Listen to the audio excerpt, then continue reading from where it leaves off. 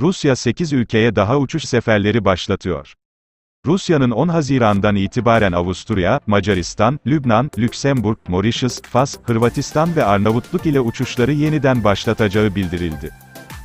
Rusya, daha önce koronavirüs tedbirleri kapsamında askıya aldığı Avusturya, Macaristan, Lübnan, Lüksemburg, Mauritius, Fas ve Hırvatistan ile düzenli uçuşları 10 Haziran'dan itibaren yeniden başlatma kararı aldı. Arnavutluk ile düzenli uçuşların yanı sıra, charter seferlerin düzenlenmesine de izin verilecek. Rusya ayrıca, Azerbaycan, Ermenistan, Belarus, Yunanistan, Mısır, Katar, Sırbistan, Tacikistan ve Özbekistan'a olan uçuş sayılarını da artıracak. Rusya, Mart 2020'de koronavirüs tedbirleri kapsamında birçok ülkeyle askıya aldığı uçuşları, Koronavirüsle Mücadele Merkezi'nin onay vermesiyle Mayıs 2021'de yeniden başlatmıştı.